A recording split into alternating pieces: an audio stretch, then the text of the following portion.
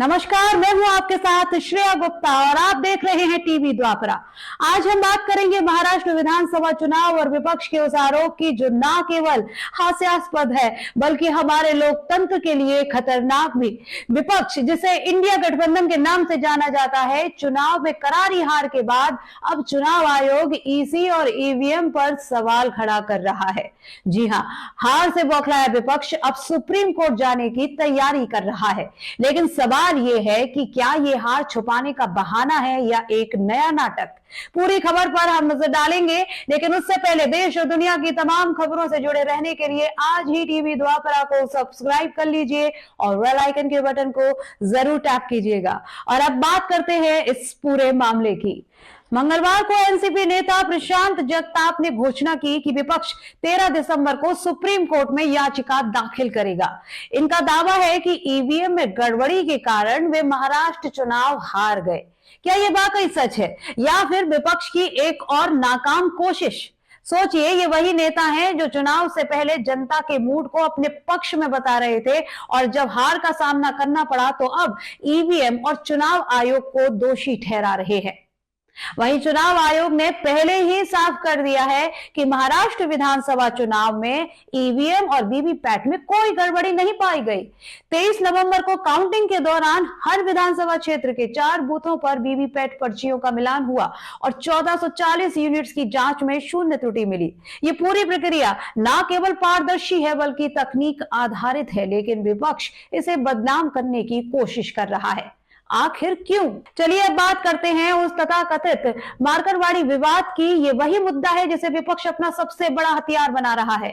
मालसेरस विधानसभा के मार्करवाड़ी गांव के लोगों का दावा है कि उन्होंने एनसीपी को वोट दिया, लेकिन ईवीएम के आंकड़ों में बीजेपी को ज्यादा वोट मिले। गांव वालों का दावा है कि बीजेपी को केवल 100 या 150 वोट ही मिले होंगे। क्या 21वीं सदी में तकनीक और प्रमाणिक आंकड़ों की जगह ऐसे दावों को स्वीकार किया जा सकता है? वहीं विपक्ष ने बैलेट पेपर से दोबारा मतदान कराने की अपील की और जब प्रशासन ने इसे खारिज किया तो खुद ही बैलेट पेपर से वोटिंग का नाटक रचा। प्रशासन ने इसे गैरकानूनी ठहराया और 17 लोगों पर एफआईआर दर्ज की है। आप देख रहे हैं कि किस तरह ये नाटक रचा गया। विपक्ष ईवीएम के खिलाफ माहौल बनाने के लिए अवैध गतिविधियों का सहारा ले रहा है। वहीं बैलेट पेपर से दोबारा मतदान कराने की मांग केवल एक बहाना है। ये 21वीं सदी की तकनीक और पारदर्शिता पर सीधा हमला है। क्या विपक्ष ये भूल गया है कि वीवीपैट मशीनें पहली बार 2014 में इस्तेमाल हुई थी और तब से हर चुनाव में इनका उपयोग किया जा रहा है? महाराष्ट्र चुनाव में बीजेपी के नेतृत्व वाले महायुति गठबंधन ने 288 में से 235 सीटें जीती। ये स्पष्ट रूप से जनता के समर्थन को दिखाता है, लेकिन विपक्ष, जिसे केवल 46 सीटें ही मिली, इसे स्वीकारने की बजाय लोकतंत्र के तंत्र पर कीचड़ उछाल रहा है। चुनाव हारने के बाद विपक्ष का ये रवैया न केवल गैर जिम्मेदाराना है बल्कि खतरनाक भी, क्योंकि चुनाव आयोग जो देश के लोकतंत्र का संरक्षक है, उस पर बेबुनियाद आरोप लगाना क्या लोकतंत्र का अपमान नहीं है? ये वही विपक्षी दल है जो जब जीतते हैं तो चुनाव आयोग की तारीफ करते हैं और जब हारते हैं तो उसे कटघरे में खड़ा कर देते हैं। क्या लोकतंत्र केवल तभी सही है जब परिणाम इनके पक्ष में हो?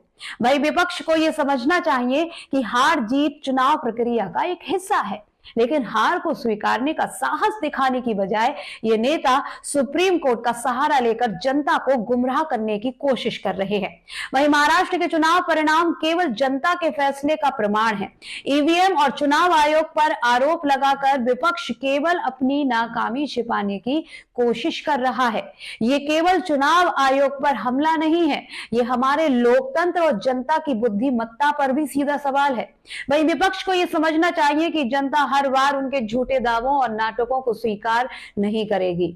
आज समय है कि वे लोकतंत्र के इस पवित्र तंत्र का सम्मान करें और अपनी हार को ईमानदारी से स्वीकार करें। हमारा लोकतंत्र पारदर्शिता और निष्पक्षता पर आधारित है।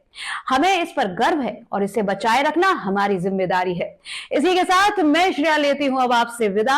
आप जुड़े रहिए टीवी द्वापरा के साथ। धन्यवाद।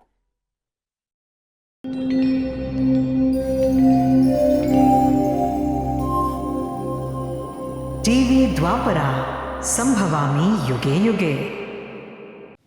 अगर ये प्रोग्राम आपको अच्छी लगी तो लाइक, शेयर और कमेंट करें। टीवी द्वापरा के प्रोग्राम्स को हमेशा देखने के लिए सब्सक्राइब करें, बेल आइकॉन दबाएं।